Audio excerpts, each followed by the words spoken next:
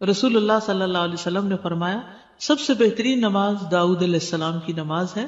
وہ نصف رات سوتے تھے، تہائی رات جاگتے تھے اور رات کا چھٹا حصہ سوتے تھے. یعنی پہلے کچھ دیر سو جاتے اور پھر درمیان میں جاگتے، پھر آخر میں پھر سو جاتے. تو اس طرح پھر ان کی تھکاوٹ بھی نہیں ہوتی. جو رات کے بالکل ارلی حصے کا سونا ہوتا ہے نا، وہ اگر انسان کو مل جائے تو وہ اتنا زبردست ہوتا ہے گویا وہ انسان ساری رات سو چکا، کئی گھنٹوں کی نیند کے برابر ہوتا ہے. اس میں تھکاوٹ جلد اترتی بنسبت پچھلی رات سو. صحابہ کا قیام. عائشہ رضی اللہ تعالیٰ عنہ سے روایت ہے، انہوں نے فرمایا نبی صلی اللہ علیہ وسلم نے ایک شخص کو مسجد میں قرآن پڑھتے سنا تو فرمایا اللہ اس پر رحم کرے، مجھے اس نے اس وقت فلاں فلاں آیت یاد دلا دی ہے جو میں فلاں فلاں سورت سے بھول گیا تھا.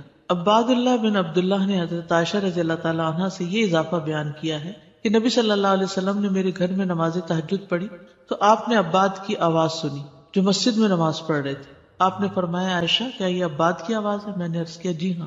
آپ نے دعا فرمائی اے اللہ عباد پر رحم فرما. کیا خیر خواہی تھی نبی صلی اللہ علیہ وسلم کہ اپنے ساتھیوں کے بارے میں جب سنتے تھے تو وہیں ان کی غیر موجودگی میں بھی ان کے لیے دعا کرتے. تو ابھی آپ نے کہا نا کہ جگہ جگہ روشنیاں، تو یہ صحابہ کے گھروں میں ایسے ہی ہوتا. صحابیات کا قیام. نبی صلی اللہ علیہ وسلم نے فرمایا مجھ سے جبریل علیہ السلام نے کہا کہ حفصہ سے رجوع کر لو کیونکہ وہ بہت روزے رکھنے والی اور بہت قیام کرنے والی ہے اور بے شک وہ جنت میں آپ کی بیوی ہے. امام احمد بن حنبل، امام بخاری، حافظ عراقی، یہ سب قیام اللیل کرنے والے لوگ تھے اور ان کے لیے ایسے ہی تھا جیسے کوئی بہت مانوس چیز ہے، یعنی بالکل روٹین کی بات تھی. تہجد کے فائدے. نمبر 1 خیر و بھلائی ملنا. جابر رضی اللہ عنہ سے روایت ہے، کہتے ہیں کہ رسول اللہ صلی اللہ علیہ وسلم نے فرمایا کوئی مرد اور عورت ایسی نہیں کہ رات کو سوئے مگر اس کے سر پہ گریں لگا دی جاتی ہیں. بس اگر اس نے جاگتے وقت اللہ کا ذکر کیا تو گرہ کھل جاتی ہے، اگر کھڑا ہوا اور وضو کیا اور نماز پڑھی تو سب گریں کھل جاتی ہیں اور وہ خوش دل ہلکا پھلکا ہو کر بھلائی کو پہنچنے والا ہوتا. یعنی جو لوگ صبح اٹھ کر صبح اٹھتے ہی پہلے ذکر کرتے ہیں، اللہ کا دعا کرتے ہیں، اگر تہجد کے وقت اٹھے ہیں تو کون سی آیات پڑھتے ہیں؟ آل عمران کی آخری آیات ان فی خلق السماوات والارض، اور پھر وضو کرتے ہیں، نماز پڑھتے ہیں تو ان کی ساری گریں کھل جاتی، بالکل فریش ہو کر ریلیکس ہو کر دن کا آغاز کرتے ہیں. اور اگر نماز مس ہو جائے تو بوجھ تلے آ جاتے ہیں. اسی طرح نفس میں چستی آتی ہے ورنہ سستی اور خباثت نفس کے اندر آتی ہے. لا علاج مرض سے شفا ملنا. امام ابن قیم کہتے ہیں قیام اللیل حفظان صحت کے اسباب میں سب سے زیادہ نفع مند، یعنی صحت کی حفاظت کے لیے سب سے اچھی چیز ہے اور بہت سے لا علاج امراض کو روکنے والے امور میں سے سب سے زیادہ روکنے والا ہے اور جسم، روح اور دل کو بہت چاق و چوبند رکھنے والا ہے. یعنی لا علاج مرضوں کا علاج ہے قیام اللیل. دل کا علاج. یحییٰ ابن معاذ کہتے ہیں دل کا علاج 5 چیزوں میں ہے. نمبر 1 تدبر کے ساتھ قرآن پڑھنا. نمبر 2 پیٹ کو خالی رکھنا، یعنی بہت زیادہ نہ کھانا. نمبر 3 قیام اللیل. نمبر 4 سحری کے وقت اللہ کے سامنے عاجزی اور انکساری کرنا. نمبر 5 نیک لوگوں کی مجلس میں بیٹھنا. دل کو خوشی ملنا. عطا خراسانی کہتے ہیں جب آدمی رات کو تہجد کے لیے اٹھتا ہے تو خوشی کے ساتھ صبح کرتا ہے اور اس قیام کی وجہ سے اپنے دل میں مسرت محسوس کرتا ہے، اور اگر اس پر نیند غالب آ جائے اور وہ اپنے ورد سے سویا رہ جائے تو غم کی حالت میں صبح کرتا ہے کہ آج میرے تہجد مس ہو گئے، اور اس کا دل ٹوٹا ہوا ہوتا ہے گویا کہ اس کا کچھ کھو گیا ہو، کیونکہ اس نے اپنے نفع مند کاموں میں سب سے زیادہ مفید کام کو کھو دیا، یعنی قیام اللیل کو. رزق ملنا. ابن قیم کہتے ہیں 4 چیزیں رزق کو کھینچ لاتی ہیں. نمبر 1 قیام اللیل. نمبر 2 سحری کے وقت استغفار کی کثرت. نمبر 3 صدقے کا خیال کرتے رہنا. نمبر 4 دن کے شروع اور آخر میں اس کا ذکر کرنا، یعنی صبح شام کی دعائیں ہیں یا اذکار ہیں. چہرے پر نور آنا. حسن بصری سے پوچھا گیا رات کو تہجد پڑھنے والے سب لوگوں سے زیادہ حسین چہرے والے کیوں ہوتے ہیں؟ انہوں نے کہا اس لیے کہ وہ تنہائی میں رحمان کے ساتھ گفتگو کرتے ہیں اور اللہ انہیں اپنا نور پہنا دیتا ہے. لوگوں کی محبت ملنا. سعید بن مسیب کہتے ہیں کہ ایک آدمی رات کو نماز پڑھتا ہے تو اللہ اس کے چہرے میں نور بنا دیتا ہے. اس نور کی وجہ سے ہر مسلمان اس سے محبت کرتا ہے. جب اس کو ایسا شخص دیکھتا ہے جس نے اسے پہلے نہیں دیکھا ہوتا تو وہ کہتا ہے بے شک مجھے اس آدمی سے محبت ہے، یعنی دیکھتے ہی اس کے دل میں اس کی محبت آتی ہے. کوئی ایک فائدہ بتائیے مجھے، کیا فائدہ تہجد پڑھنے کا؟ خوشی ملنا. دل کا علاج. لا علاج مرضوں سے حفاظت. رزق ملنا. یس. نفس میں چستی آنا. لوگوں کی محبت ملنا. چڑچڑا پن دور ہوتا ہے، برداشت پیدا ہوتی ہے.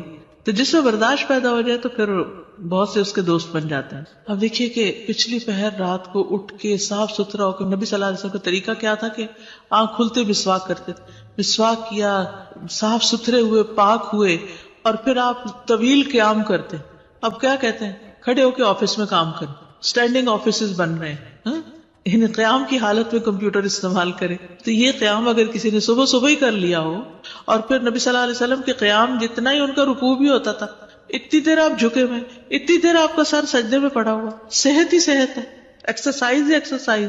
فجر سے تھوڑی دیر پہلے اٹھ کے قیام کرنا، میں نے کسی لیکچر میں یہ سنا تھا کہ مطلب ٹھیک ہے آپ یہ تو کرتے ہیں، لیکن یہ بیسیکلی وہ قیام اللیل نہیں ہے، یہ کچھ اور ہی چیز ہے.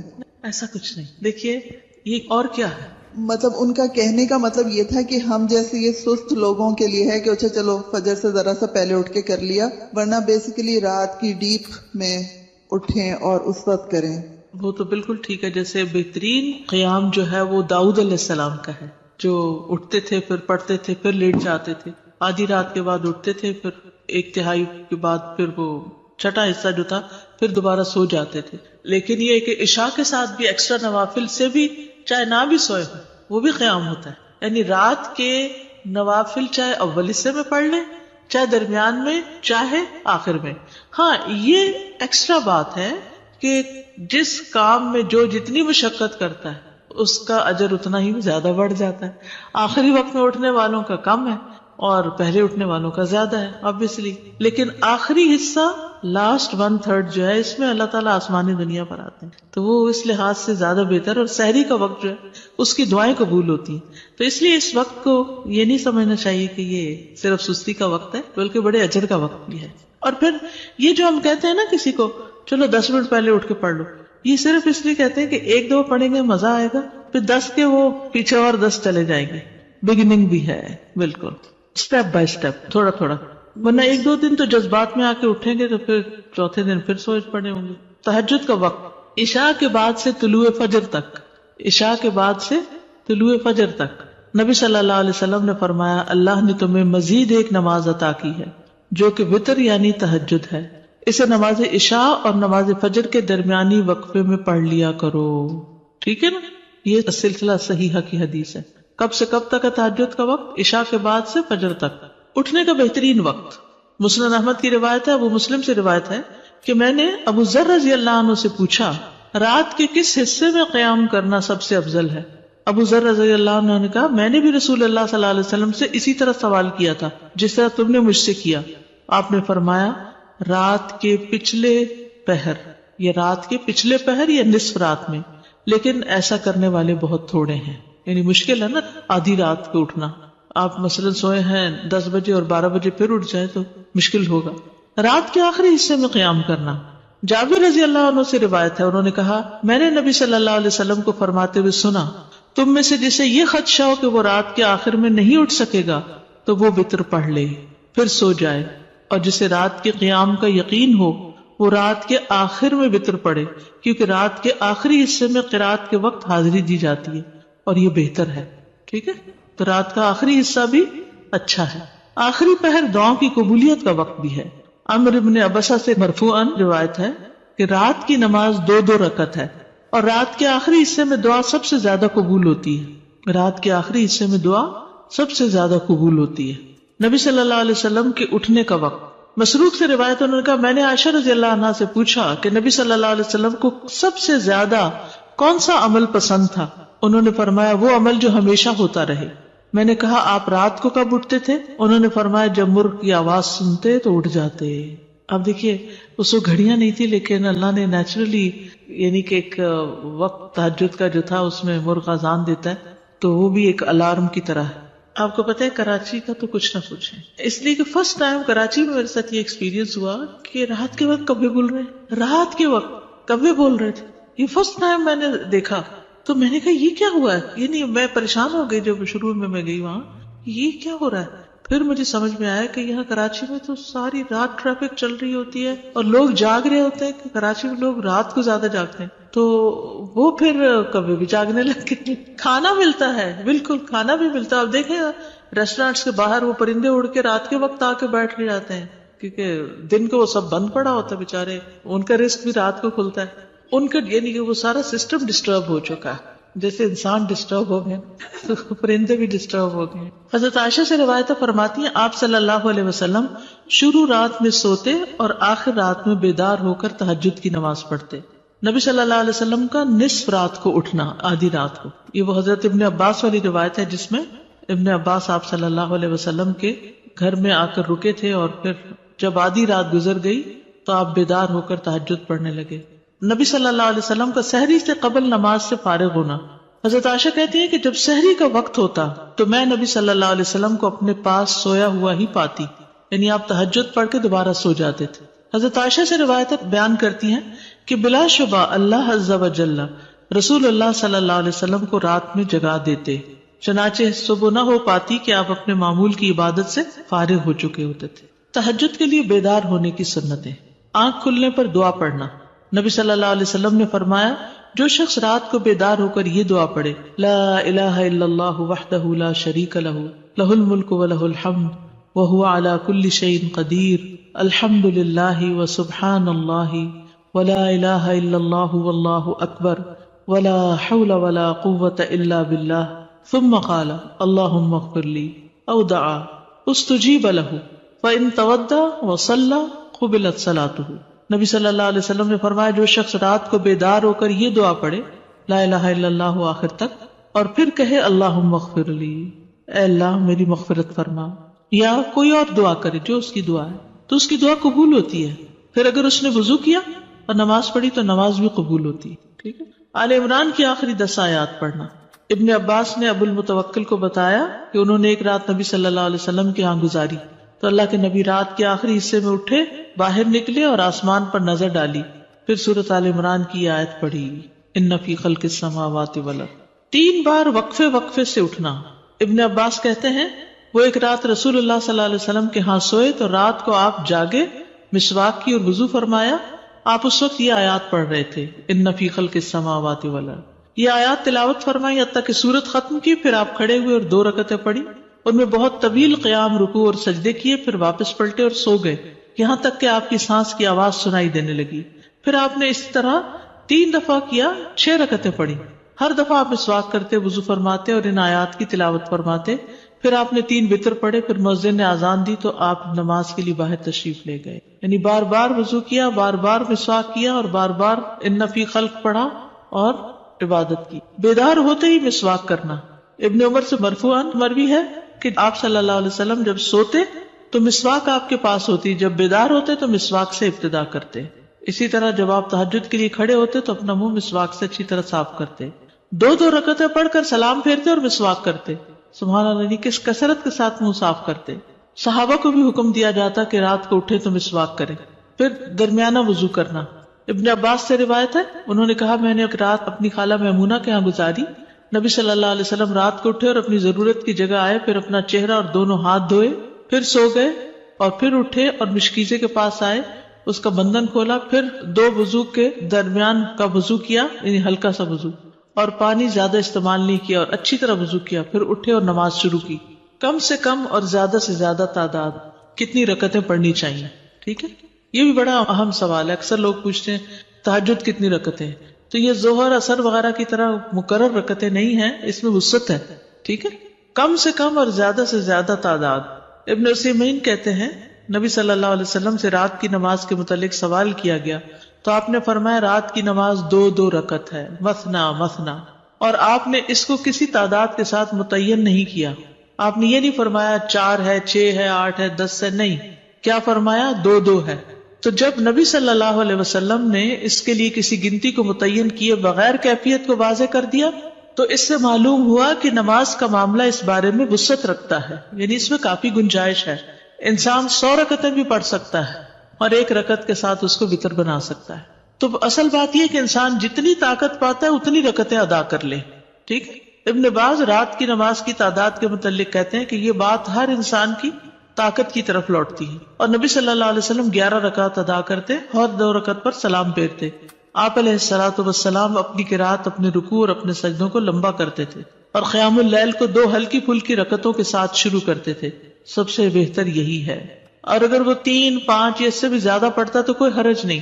ہر ایک اپنی طاقت کے مطابق ادا کرے گا، اس میں کوئی حد نہیں. لیکن سب سے افضل صورت 11 رکعت نماز پڑھنا ہے، 8 تہجد اور 3 وتر. نبی صلی اللہ علیہ وسلم کا رمضان اور غیر رمضان میں 11 رکعت سے زیادہ نہ پڑھنا. ابو سلمہ بن عبد الرحمن سے روایت ہے، انہوں نے عائشہ رضی اللہ تعالی عنہا سے پوچھا، اور یہ صحیح مسلم کی روایت ہے، کہ رمضان میں رسول اللہ صلی اللہ علیہ وسلم کی نماز کیسے ہوتی تھی؟ انہوں نے جواب دیا، رسول اللہ صلی اللہ علیہ وسلم رمضان اور اس کے علاوہ دوسرے مہینوں میں فجر سے پہلے 11 رکعتوں سے زیادہ نہیں پڑھتے تھے. شیخ البانی کہتے کہ صحیح نص کے ذریعے رسول اللہ صلی اللہ علیہ وسلم کے فعل سے قیام اللیل کی رکعات کی تعداد 11 ثابت ہے، اور جب ہم اس میں غور کرتے ہیں تو ہمارے لیے انتہائی واضح طور پہ ظاہر ہو جاتا ہے کہ آپ اپنی پوری زندگی اس گنتی پر قائم رہے، خواہ رمضان ہو یا اس کے علاوہ، آپ اس سے زیادہ نہیں پڑھتے تھے. جہاں 13 کی بات آتی ہے نا تو وہ 2 سنت فجر کی بھی شامل کر لیتے ہیں. حضرت عائشہ سے روایت ہے، نبی صلی اللہ علیہ وسلم رات کو 11 رکعتیں پڑھتے، 8 رکعتیں تہجد اور 3 وتر. کبھی 9 رکعتیں بھی پڑھی ہیں آپ نے، ٹھیک ہے، کبھی 7 رکعتیں بھی ادا کی ہیں آپ نے، اور 7 سے کم نہیں پڑھی، یعنی 6 پڑھ کے 1 وتر کیا ہے، 7 سے کم نہیں پڑھی اور 13 سے زیادہ نہیں پڑھی. رکعات کی ادائیگی کا طریقہ کیا ہے؟ 2 کر کے پڑھنا. حضرت عبداللہ بن عمر سے روایت، انہوں نے کہا، ایک آدمی نے پوچھا کہ اللہ کے رسول رات کی نماز کیسے ادا کی جائے؟ آپ نے فرمایا، رات کی نماز 2 رکعتیں ہیں، جب صبح ہونے کا اندیشہ ہو تو 1 وتر پڑھ لو. جب آپ تہجد پڑھتے تو ہر 2 رکعتوں کے بعد سلام پھیرتے اور 2 ہلکی رکعتوں سے آغاز کرتے. زید بن خالد جوہنی سے روایت ہے، انہوں نے کہا، میں آج رسول اللہ صلی اللہ علیہ وسلم کی نماز کا مشاہدہ کروں گا، یعنی رات کی نماز کا. میں نے دیکھا کہ آپ نے 2 ہلکی رکعتیں پڑھی، پھر 2 انتہائی لمبی، بہت ہی زیادہ لمبی رکعتیں ادا کی، پھر 2 رکعتیں پڑھی جو ان 2 لمبی رکعتوں سے ہلکی تھی، پھر 2 پڑھی جو پہلے والوں سے کم تھی، پھر 2 پڑھی جو اپنے پہلی والی رکعتوں سے کم تھی، پھر 2 رکعتیں پڑھی جو اپنی پہلی والی رکعتوں سے کم، پھر وتر ادا کیا. یعنی سب سے پہلے 2 ہلکی، پھر 2 خوب لمبی، پھر 2 اس سے کچھ کم، پھر اس سے کم، پھر اس سے کم، پھر اس سے کم. لیکن آپ کی یہ جو رکعتیں تھی بہت خوبصورت اور بہت طویل ہوتی تھی. حضرت عائشہ کہتی ہیں، ان کی خوبصورتی اور ان کی طوالت کے بارے میں مت پوچھو. پھر 4 رکعتیں پڑھتے، ان کے حسن، ان کی طوالت کے بارے میں نہ پوچھو. پھر 3 رکعتیں پڑھتے، یعنی 4 کے بعد تھوڑا سا بیچ میں وقفہ، پھر لمبے سجدے کرتے تھے. حضرت عائشہ کہتی ہیں کہ رسول اللہ صلی اللہ علیہ وسلم رات کو 11 رکعات پڑھتے تھے، یہ آپ کی رات کی نماز تھی. اس میں آپ اتنا طویل سجدہ کرتے کہ اپنا سر اٹھانے سے پہلے تم میں سے کوئی 50 آیتیں پڑھ لے. تہجد میں قرات، لمبی قرات کی فضیلت صحیح مسلم میں ہے. جابر رضی اللہ عنہ سے روایت ہے، انہوں نے کہا کہ رسول اللہ صلی اللہ علیہ وسلم نے فرمایا، فضیلت والی نماز وہ ہے جس میں قیام لمبا ہو، یعنی دیر تک کھڑے رہے. 10 آیات کی تلاوت کا اجر. رسول اللہ صلی اللہ علیہ وسلم نے فرمایا، جس شخص نے 10 آیتوں سے قیام کیا وہ غافلوں میں سے نہیں لکھا جاتا. 100 آیات کی تلاوت کا اجر. رسول اللہ صلی اللہ علیہ وسلم نے فرمایا، جس نے 100 آیات کے ساتھ قیام کیا وہ فرما برداروں میں سے لکھا جاتا ہے. رسول اللہ صلی اللہ علیہ وسلم نے فرمایا، جس نے رات کی نماز میں 100 آیات کی قرات کی اسے غافلین میں نہیں لکھا جاتا اور اسے فرما برداروں میں لکھ لیا جاتا ہے. 1000 آیات کی تلاوت کا بے انتہا اجر. رسول اللہ صلی اللہ علیہ وسلم نے فرمایا، جو 1000 آیات سے قیام کرے وہ بے انتہا ثواب جمع کرنے والوں میں لکھا جاتا ہے. مقنطرین کا لفظ آتا ہے. نبی صلی اللہ علیہ وسلم کی قرات. آپ صلی اللہ علیہ وسلم کی تہجد میں قرات مختصر ہونے یا لمبی ہونے کے اعتبار سے مختلف ہوتی تھی. کبھی آپ ہر رکعت میں یا ایھا المزمل کی مقدار کے مطابق قرات کرتے تھے، اور یہ 20 آیات والی سورت ہے، ٹھیک ہے. کبھی آپ ہر رکعت میں کیا پڑھتے؟ یا ایھا المزمل 20 آیات والی. کبھی 50 آیات کے برابر قرات کرتے تھے، اور کبھی کبھی سورۃ البقرہ اور آل عمران اور النساء بھی. تو اس سے ہی پتہ چلتا ہے کہ اس میں کوئی لگا بندہ قاعدہ نہیں کہ اتنی ضرور قرات کی جائے، حسب حالت کم یا زیادہ کی جا سکتی ہے. لیکن obviously جتنی کریں گے پھر اس کا اجر اتنا ہی مختلف ہو جائے گا. نبی صلی اللہ علیہ وسلم کا قیام لمبا ہوتا تھا. عبداللہ بن مسعود سے روایت ہے، وہ کہتے ہیں، میں نے ایک رات نبی صلی اللہ علیہ وسلم کے ہمراہ تہجد پڑھی تو آپ کافی دیر کھڑے رہے، حتیٰ کہ میں نے ایک برے کام کا ارادہ کیا. ہم نے کہا، آپ کا کیا ارادہ تھا؟ انہوں نے فرمایا، میں نے یہ ارادہ کیا کہ میں نبی صلی اللہ علیہ وسلم کو قیام میں چھوڑ کر خود بیٹھ جاؤں. تھک گئے ہوں گے. ایک ہی آیت کی مسلسل تکرار. حضرت عائشہ سے مروی ہے، انہوں نے کہا کہ نبی صلی اللہ علیہ وسلم نے ایک رات قرآن کی ایک ہی آیت سے قیام کیا، یعنی ایک آیت بار بار پڑھتے رہے، بار بار پڑھتے رہے. اور وہ کیا آیت تھی؟ ان تعذبهم فانہم عبادک وان تغفر لهم فانک انت العزیز الحکیم. اگر تو ان کو سزا دے تو بے شک وہ تیرے ہی بندے ہیں، اور اگر تو معاف کر دے تو بے شک تو ہی غالب بڑی حکمت والا ہے. یعنی یہ تو تجھ پر، یعنی کہ ایک طرح سے رحم ہی کی درخواست کر رہے ہیں کہ تیرے بندے ہیں، تو رحم فرما دے ان پر. اسی طرح سورۃ الاخلاص کی تکرار، بار بار ایک ہی سورت. پھر اسی طرح جہری اور سری دونوں طرح سے قرات کرنا جائز ہے. آپ چاہیں تو تہجد میں بلند آواز سے تلاوت کریں، چاہیں تو دل میں پڑھیں. غزیف بن الحارث سے روایت ہے کہ میں نے عائشہ رضی اللہ تعالی عنہا سے کہا، کیا آپ نے دیکھا کہ رسول اللہ صلی اللہ علیہ وسلم قرآن اونچی آواز سے پڑھتے تھے یا خاموشی سے؟ فرمایا کبھی اونچی آواز سے پڑھتے، کبھی دھیمی آواز سے. میں نے کہا اللہ اکبر، تمام تعریف اللہ کے لیے جس نے اس معاملے میں وسعت رکھی. اب یہ اختلاف نہیں، کیا ہے؟ وسعت ہے.